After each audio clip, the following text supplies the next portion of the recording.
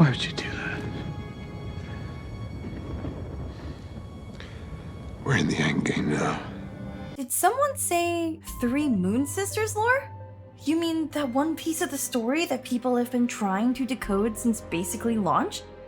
An absolute lore bomb was dropped on us, with more to come over the next couple of weeks. A new moon is rising, but who could it be? Will Skirk or Nod-Krai have anything to do with these revelations?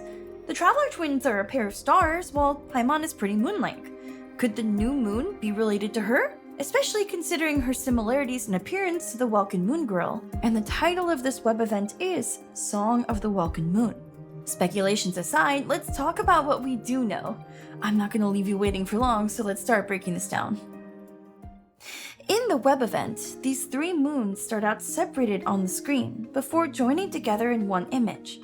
Teyvat's ancient world building has many Greek and Roman influences, and I personally believe that the 3 moon sisters together will make up a triple goddess similar to Diana in Roman mythology. If you want a Hoyoverse example, think of Tribi, Trian, and Trinan, 3 fragments of Tribios who can share information with each other telepathically. When the eternal moon fell, the heavens and earth were thrown into chaos. The artwork here depicts a rising sea that swallows the land whole. Now we know there was ancient flooding in Teyvat. One day the mirror shattered and the oceans arose. There are mentions of antediluvian times scattered across various written lore, and further evidence of the flood in world quests, such as the sea creature fossils found in the chasm. Narrative symbolism has great meaning in Genshin's world building, and the eternal and eternal moon shouldn't be ignored. We can connect these motifs to Raiden's eternity, especially considering how we don't know her origins. Much of Inazma's lore is fleshed out after the Archon War. This can also be linked to Daneslave's quote in the Teyvat Travail trailer. In the perpetual meantime of a sheltered eternity, most are content to live and not to dream. When the iridescent moon shattered, the crimson shadow sank into the abyssal sea. The moon fragments shown in Natsland's Archon quest are most likely belonging to the iridescent moon, as we know for sure it shattered. According to Mavlika, dragons use the ancient moon fragments as secret source technology. We can also interpret Abyssal Sea as the power of the abyss itself. Conria's Crimson Moon dynasty, the book Perrin Harry and its connections to Arlecchino.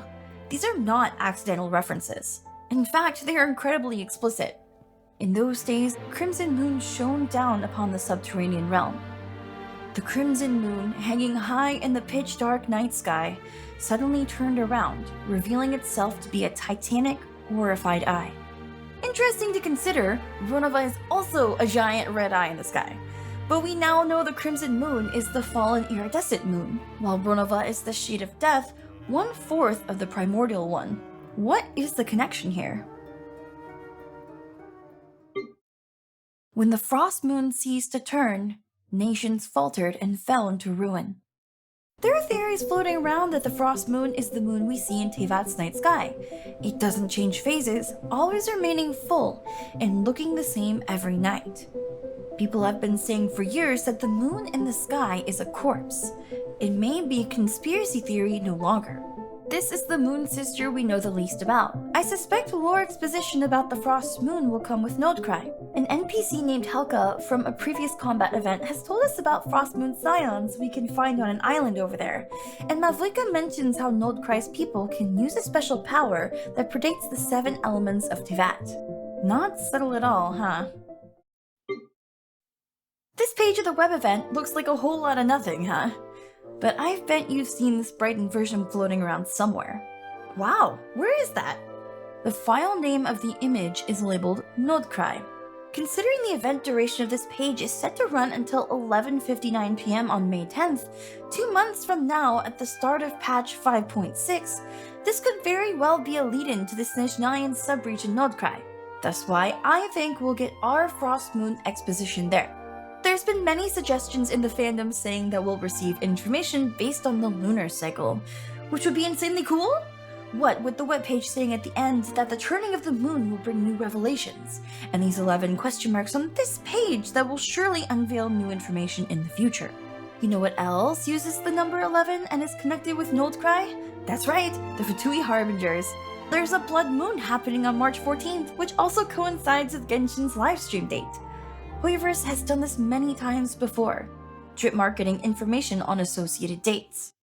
Anyway, this is the most excited I've been about Genshin lore in a long time.